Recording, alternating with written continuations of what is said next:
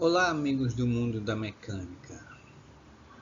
Nós vamos falar hoje sobre NR12 furadeira. Meu nome é Rogério Pinto Ferreira e eu sou um dos instrutores da Protege, que está realizando esse treinamento em função da sua divisão de treinamentos. O fone e os e-mails e sites estão aí para vocês posteriormente precisar de mais informações a respeito dos cursos, vocês entrarem em contato. Vamos começar? Bem-vindo ao treinamento de NR12 furadeira. Ele é dividido em dois momentos. O primeiro momento é para apresentar o equipamento e as suas especificidades. E o segundo momento seria para verificar as questões de segurança na operação do equipamento. Bom, apesar de ser um equipamento bastante simples, as furadeiras requerem uma atenção especial na hora de sua verificação, montagem e manutenção também, com relação às velocidades que devem ser trocadas para determinados procedimentos e operações, tá? Então tem que se ter muito cuidado nesse momento de troca de ferramenta. É isso que a gente vai também falar, e o cuidado com o equipamento também, que a gente vai falar durante o nosso curso. Vamos iniciar? Bom, as máquinas elas realizam diversos processos, torneamento, fresagem, aplanamento, serragem, e tem a furação, que é o nosso objetivo hoje, é trabalhar com esse aspecto de operação, a furação. E para isso se utilizam as furadeiras, de diversos tipos, e a gente vai ver aqui. A furação é uma operação muito antiga e que já foram encontrados vestígios arqueológicos dessa prática com mais de 4.000 anos no Antigo Egito, para recortar blocos de pedra, especificamente. Processo de usinagem destinado à obtenção de furos, e a ferramenta mais empregada na furação é a broca helicoidal. Apesar de todos os esforços no sentido de manter o rendimento da operação de furação, as brocas helicoidais constituem um incômodo gargalo de qualquer tipo de usinagem, exigindo frequentemente a redução da velocidade de corte das ferramentas do tomo, a tomada de decisão, quando operam em conjunto em máquinas automáticas. Vai ter que parar um pouco a velocidade, porque é um processo um pouco demorado em alguns aspectos, tá? E com isso exigindo uma redução da velocidade de operação de usinagem. Bom, ainda aqui na introdução a gente vê aqui um movimento, que são empregados em uma broca, na hora da furação. Você tem um movimento do avanço e o movimento efetivo dele, tá?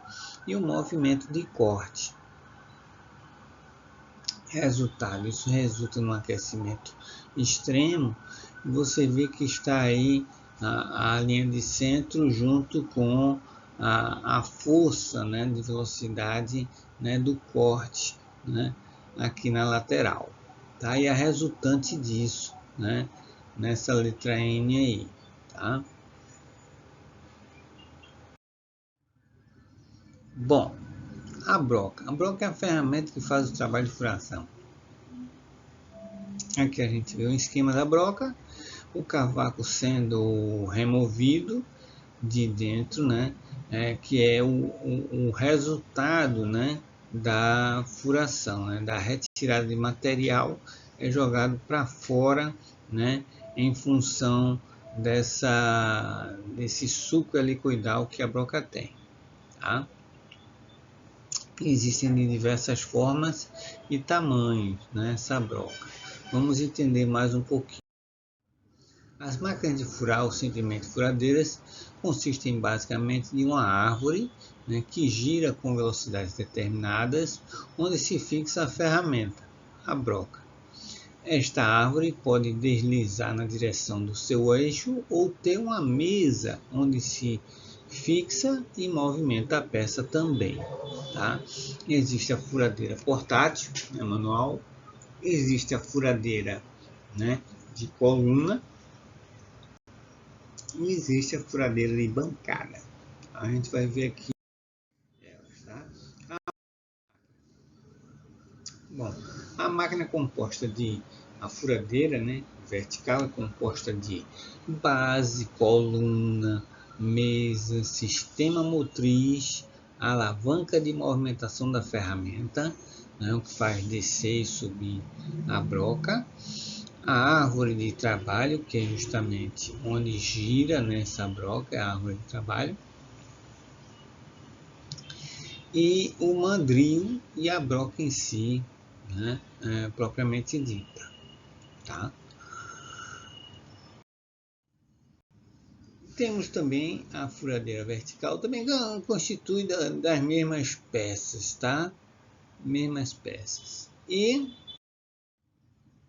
geralmente o encaixe na árvore de trabalho é do tipo cônico, né? O cone Morse ou ISO, tá? Nesse cone pode-se fixar diretamente ferramentas de haste cônica ou um mandril universal tipo Jacobs para a fixação de ferramentas de haste cilíndrica. O que a gente vê aqui ao lado, né? Um mandril com haste de fixação cônica. Tá? E aí o sistema de remoção, né? Como é removido, né, esse mandril, ou ferramenta do cone Morse. Tá? Você vê o mandril, você vê também uma broca, já que encaixa diretamente nesse cone Morse, tá? E a gente vê aqui à direita, né, a ferramenta de retirada, né, tanto do cone Morse, como também da broca já no formato de cone. Tá? Essas brocas são de grandes espessuras, tá? De furação. Pode ser, o tipo de furadeira pode ser quanto ao sistema, quanto ao tipo e quanto ao número de árvores que ela apresenta para executar o serviço. Quanto ao sistema de avanço, pode-se classificar como manual ou sensitiva ou automática, elétrico ou hidráulico, né, esse movimento de avanço. Ao contrário do que possa parecer, as furadeiras sensitivas possuem grande aplicação no meio industrial. Essa pode ser portátil, de coluna, de bancada e radial, quanto ao tipo. Tá? A portátil, aí com a empunhadura e o gatilho, e outra empunhadura para esforço, tá? E ajuste, né, de eixo de broca, tá?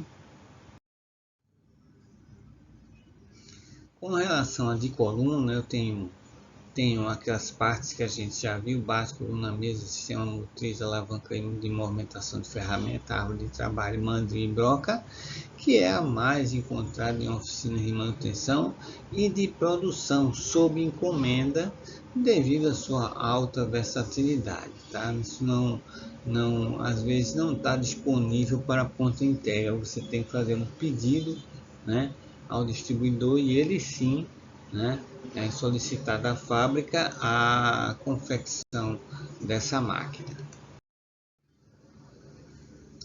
Aqui a gente vê uma furadeira de bancada, tá? Ela é instalada numa mesa, né, que tem também a sua mesa, sua alavanca de avanço, mandril, tudo que a gente viu na de coluna, tá? E vocês veem aqui nessa primeira figura aqui superior, né, várias polias, né, onde você tem a redução ou aumento de velocidade, né, da broca. Tá? Aqui com um avanço graduado, né, para você ver até que profundidade você vai furar. Tem o liga e desliga dela, os botões, e tem a parte da proteção do mandril, tá? Junto com a sua broca ali para a realização do trabalho. E temos a furadeira radial, que é uma furadeira assim de grande proporção, onde você vai utilizar mais peças maiores, né? De maior dimensão. Não que ela não fure, né, furos pequenos, mas ela é mais para tipo industrial, peças maiores, tá? Onde você vai fixar isso, né, numa mesa ou no próprio assoalho aí da máquina, né? Na base dela você consegue fixar as peças de grande porte, tá? É a furadeira radial. Quanto ao número de árvores, né? Você podem ser simples, com uma árvore só, gêmea com 2 árvores e múltipla com 3 ou mais árvores, onde você vai prender as ferramentas, tá? Aí você vê aí uma furadeira de bancada simples, né? Que só tem uma árvore para você colocar a ferramenta broca. Você tem a gêmea, que trabalha em conjunto com outra, e você tem as múltiplas, onde você tem vários suportes de ferramenta para você fixá-las e fazer o trabalho, né, múltiplo, né, ao mesmo tempo. Aqui mais furadeiras múltiplas, né, onde você tem várias brocas, né, seja no eixo ou seja numa circunferência para a furação. Bom, agora a gente vai ver os acessórios dessas furadeiras, tá? Os dispositivos de fixação, né, dispositivos de sujeição de peças, né, fixação. Os dispositivos de fixação de peças utilizados nas furadeiras são similares e muitas vezes os mesmos utilizados nas fresadoras. Aí você tem cantoneiras, moças, grampos, blocos e gabaritos, tá? A gente vê aqui nessas figuras, tá? Uma moça, uns grampos e uns blocos de fixação também, tá? Para peças, né? Você fixar elas nas mesas onde vai ser executado o serviço de furação. O mandril é outra peça importante, onde é utilizado bastante em furadeiras e também furadeiras e fresadoras e outros que recebem, né, ferramentas similares a uma broca, tá? Você tem isso aí que é largamente utilizado, tanto, né, de fixação, né, através de rosca esse mandril, como também fixação numa haste cônica. Tá? As buchas cônicas aqui, ó, como a gente está vendo, com suas dimensões, né, internas e externas, e o rasgo, né, de extração da ferramenta que vai ser colocada nesse cone. Tá? Bom, aqui a gente está vendo os acessórios ainda das furadeiras, a gente vê o detalhe da cunha ou saca-mandril, bucha, né, que é colocado para a retirada dessa ferramenta. Vejam que o martelinho que é utilizado para extrair esse mandril ou essa broca cônica, né, de haste cônica, é utilizado um martelo de madeira, né, e não um martelo comum. Tá? Pode ser também um martelo de borracha, tá? Porém não pode ser um martelo de aço, né, porque o choque vai fazer algum dano, né, nessa árvore aí, tá? Então tem que ser algo mais maleável e não tão duro assim para a extração dessas ferramentas. A broca em si, né, a broca que é a que realiza, né, a furação, tá? E é um elemento assim de bastante tecnologia hoje, né, para você realizar as mais diversas formas de furação em materiais também, né, do maleável até ao extrador, tá? Vamos ver aqui. As brocas são uma ferramenta de abertura de furos, possuem de 2 até 4 arestas de corte e sulcos helicoidais por onde corre o cavaco. O cavaco é o material que está sendo retirado da peça, né, em forma de furo. O ângulo da ponta varia de 90 a 150 graus, de acordo com a dureza do material a furar, sendo o ângulo 120 graus o mais comum de se encontrar. Essa ferramenta de corte é chamada de broca helicoidal. A broca, exemplo, né? A broca utilizada para dentista para cuidar de seus dentes é helicoidal também. A broca helicoidal é uma ferramenta de corte de forma cilíndrica, fabricada com aço rápido, aço carbono, ou com aço carbono com ponta de metal duro, né? A broca de aço rápido pode também ser revestida com nitreto de titânio, o que aumenta a vida útil da ferramenta porque diminui o esforço de corte, o calor gerado e o desgaste da ferramenta também. Isso melhora a qualidade de acabamento do furo e aumenta a produtividade, uma vez que permite o trabalho com velocidades de corte maiores, né? Então, isso é uma broca especial, tá, gente? É uma broca, né, que recebe um tratamento, né, que é revestimento com nitreto de titânio. Ok? Então, você tem diversas também brocas que utilizam, né, desse revestimento, tá?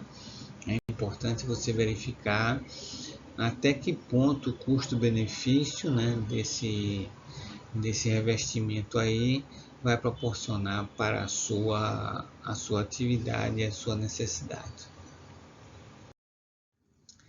Bom, para fins de fixação e afiação, ela é dividida em 3 partes. A gente tem a haste, tem o corpo e a ponta. Tá? A haste cilíndrica, aí você vê na imagem superior. O corpo é a parte helicoidal, onde você tem a guia de corte, o canal. E a ponta, que é formada por alguns ângulos, né? E também a aresta cortante. Tá? E a gente tem também a broca de haste cônica, né, que é para colocar lá na base, né, da árvore de giro da máquina. Ela não precisa apertar, porque o cone é como se fosse um fixador extremamente eficiente. Tá? Você tem a lingueta para extração, você tem a haste cônica, você tem o corpo também formato helicoidal, também com guia e canal helicoidal, e você tem a ponta, né, que é a aresta cortante também, e alguns ângulos de penetração. A haste é a parte que fica presa na máquina. Ela pode ser cilíndrica ou cônica, como a gente viu, dependendo do seu diâmetro e modo de fixação. O corpo é a parte que serve de guia e corresponde ao comprimento útil da ferramenta. Tem geralmente 2 canais em forma de hélice espiralada. A ponta é a extremidade cortante que recebe a fiação. Forma um ângulo de ponta que varia de acordo com o material a ser furado. Vamos estudar cada parte dessa aí, tá? Então, a broca é caracterizada pelas dimensões, pelo material com o qual é fabricada e pelos seguintes ângulos. Vamos ver ângulo de hélice, tá? Indicado pela letra grega gama. O ângulo de incidência ou folga, representado pela letra grega alfa. E o ângulo de ponta, representado pela letra grega sigma. Tá? São 3 ângulos aí, tá? Que formam aquela extremidade cortante, né? Das brocas.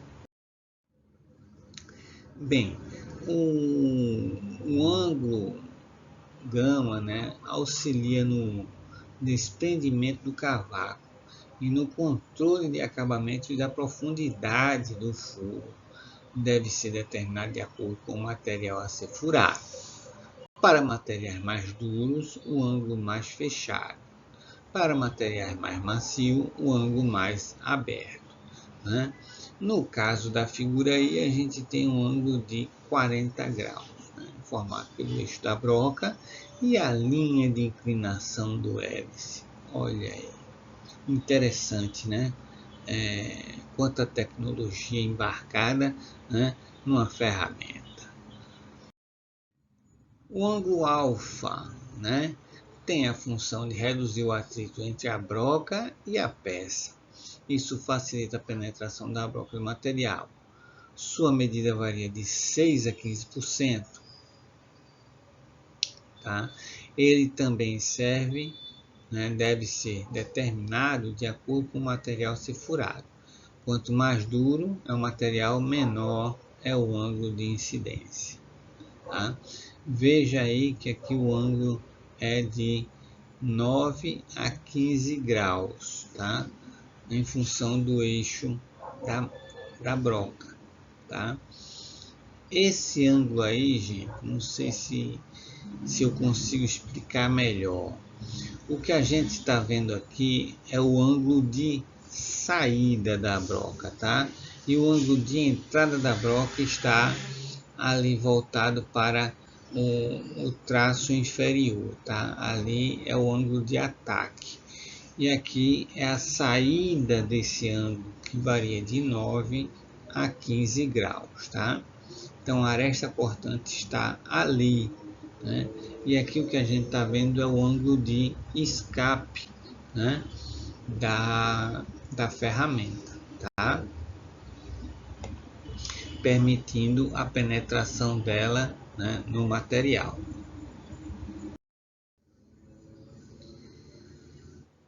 O sigma corresponde ao ângulo formado pelas arestas cortantes da broca. Também é determinado pela dureza do material a ser furado. A gente vê aí 118 graus somados, né? 59 mais 59 graus, que é o ângulo, né, formado pela inicial da broca, né, ou a aresta cortante dela, tá? E o sigma também é importante, né, que as arestas cortantes tenham o mesmo comprimento e formem ângulos iguais em relação ao eixo da broca, né? O A é igual a A', tá? Por que isso? Porque para não dar uma furação, né, descentrada, né, com relação ao eixo da broca, tá? Isso aí, se não tiver no mesmo tamanho, quando você coloca a broca que inicia a furação, ela tende a correr, se for uma broca manual, tá? Se for já uma uma que você tem uma mesa e uma morsa ou pinças que segurem a peça, você vai ter um esforço grande na broca, tá? Se esses ângulos, né, não forem iguais, tá? Além desses ângulos, ainda existem outros elementos, como se pode ver pela figura que segue. Observe, olha aí, a nomenclatura da ABNT, né, onde você vê aqui 21 itens, né, que compõem, né, as dimensões de uma broca, tá? Aí você tem aqui, né, o comprimento da ponta, tá? Que é o 1. 2, né, o comprimento utilizável, né, dessa broca. O 3 é o comprimento do canal. O 4, comprimento da haste. 5, comprimento do rebaixo. 6, comprimento total. 7, superfície principal de folga. 8, ponta de corte. 9, largura da guia. 10, aresta lateral. 11, aresta principal de corte. 12, superfície de saída. 13, largura do suporte lateral de folga. 14, diâmetro, suporte não, da superfície lateral, largura da superfície lateral de folga. 14, diâmetro da superfície lateral de folga. 15 é o guia. 16, aresta transversal. 17, diâmetro da broca. 18, quina. 19, canal. 20, espessura do núcleo. 21, superfície lateral de folga. Olha aí, o ângulo da aresta transversal, né? Olha aí, o ângulo da aresta transversal. Veja aqui, né, onde tem um detalhe X. Esse detalhe X é onde você tem aquela superfície de quina, né, da broca, né? Aí da parte cortante, tá? Ela pode ser rebarbada, pode ser chanfrada e pode ser arredondada também. É isso aí. Mas a gente vê mais nas brocas de aço rápido, né? Uma quina rebarbada, tá? Onde ela é afiada mesmo. Se você não estiver de luva e tocar aí, né, com uma certa pressão, você vai ter um corte, né, no seu dedo. Tipos de broca. A gente vê aqui os tipos das brocas, né? Da mesma forma como os ângulos da broca estão relacionados ao tipo de material a ser furado, os tipos de brocas também são escolhidos, né, segundo esse critério. O ângulo, né, o quadro a seguir mostra a relação entre esses ângulos, e o tipo de broca e o material. Veja que interessante, né? Ângulos da broca, a gente vê aqui, né, os ângulos que a gente viu de 10 a 15, né, o ângulo alfa ali e o ângulo, né, sigma ali, né?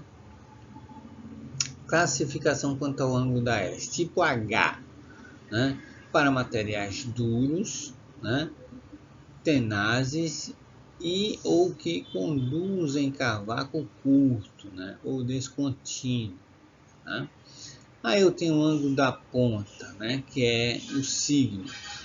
Para 80 graus são materiais prensados, ebonite, nylon, PVC, mármore, granito, né? Para 118 graus, ferro fundido duro, latão, bronze, celeron, baquelite, né? E 140 graus, aço de alta liga. Então, é importante a gente saber desses ângulos, sim, né? Para uma qualidade e maior durabilidade, né? Do furo e da broca que vai ser, né, utilizada, né? Ali a gente vê um raio gama ali, né? 20 graus a 30 graus, né? A gente vê ali o ângulo alfa e vê o ângulo sigma. Vamos ver aqui, que é representado, né, pelo tipo N para materiais de tenacidade e durezas normais. Você tem 130 graus para aço carbono, de alto carbono, e 118 graus para aço macio, ferro fundido, latão e níquel, né? Como a gente viu, né, no tipo H também obedece esse mesmo ângulo. Já o terceiro formato, né, a gente vê lá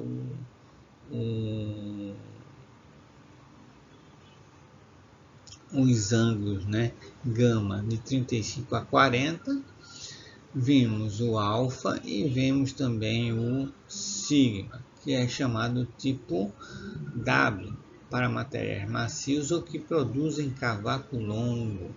Aí a gente tem o ângulo sigma de 180 graus.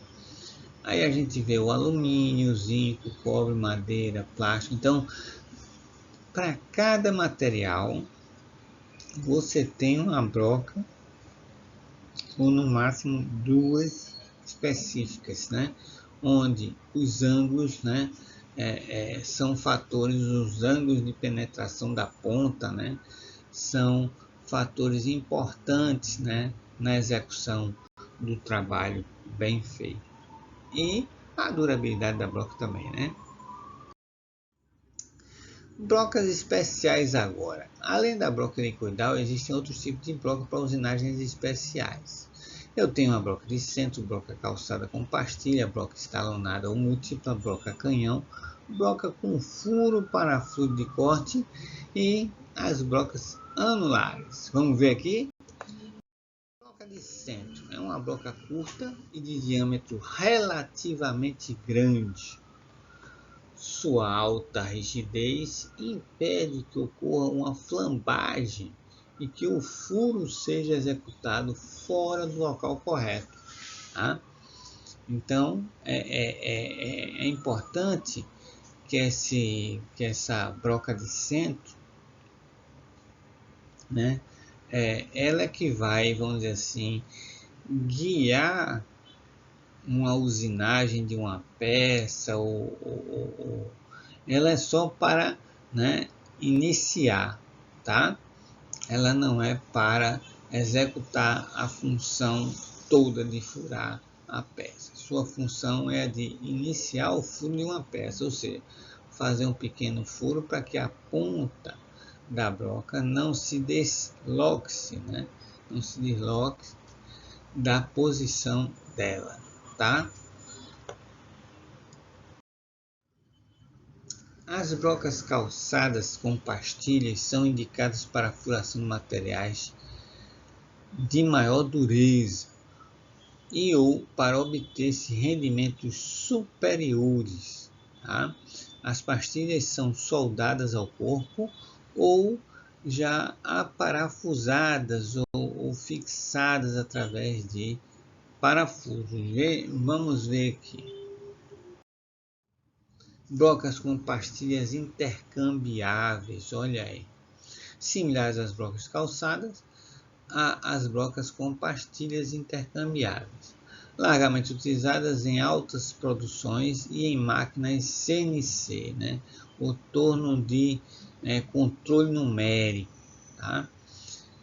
Devido à rapidez e à simplicidade em se manter a afiação do gume cortante, porque o gume cortante é justamente a pastilha, né, onde tem uma dureza, né, fora do comum, né, que aguenta vários cortes, né, sucessivos. Tá? Broca escalonada ou múltipla. Veja bem, essa broca ela tem 2 diâmetros numa só, né, de furação. Serve para executar furos e rebaixos em uma única operação. Ela faz o furo e faz o rebaixo ao mesmo tempo, tá? Você economiza tempo, né, nas operações. Em vez de você utilizar 2 brocas, você com uma só faz 2 operações ao mesmo tempo, tá? E ela pode ser, né, de haste normal ou haste cônica também. A broca escalonada ou múltipla, né, são especialmente afiadas para executar furos complexos em apenas uma operação. As possibilidades são muito grandes. Sua aplicação é voltada para grandes produções, onde o custo de preparação de brocas especiais acaba se diluindo na execução de grandes lotes em tempo mais reduzido. Olha aí os tipos, né, de perfis, né, de brocas múltiplas. A gente está vendo aqui vários tipos de perfis, tá? Broca canhão tem um único fio cortante. É indicado para trabalhos especiais como furos profundos de 10 a 100 vezes o seu diâmetro, onde não há possibilidade de usar brocas normais. Tá? Então, são brocas especiais, né, que são também, né, usadas apenas para determinados tipos de serviço. Broca com furo para fluido de corte. É usada em produção contínua em altas velocidades, principalmente em furos profundos. Você vê que ela tem uma entrada do fluido, tem canais internos, onde leva esse fluido até próximo ao ângulo, né, de penetração da broca, né, o ângulo sigma, tá? Ela vai até ali, onde despeja o fluido, né, de corte, e ele vai, além de auxiliar na furação, né, ele também auxilia na refrigeração dessa broca. O refrigerante é enviado diretamente para a região de formação do cavaco, evitando o superaquecimento da ferramenta e auxiliando na remoção do cavaco. Essa ferramenta permite a usinagem de furos relativamente profundos em um único aprofundamento. Aqui a gente vê a broca com furo para fluido de corte, né, mais ampliado e mais nítido, tá? A entrada do furo ali, os canais e a saída lá no ângulo sigma lá, né? E aí uma outra formação para a broca, né, de haste cônica. O anular. Anular é outro tipo de broca, né, que permite executar furos de grandes diâmetros com menor geração de cavaco. Esse tipo de broca remove apenas um anel de material e a cápsula resultante pode até ser utilizada como matéria-prima. Existe uma variedade muito grande de brocas que se diferenciam pelo formato e aplicação. Os catálogos de fabricantes são fontes ideais de informações detalhadas sobre as brocas mostradas aqui. Então, não hesitem, né, em solicitar o catálogo de fabricantes, né, para você determinar a broca ideal para o trabalho a ser executado, né, pelo profissional, né, diferenciado que é você. Tá? Então, aqui a gente terminou a primeira parte, né? Vamos para a segunda parte agora.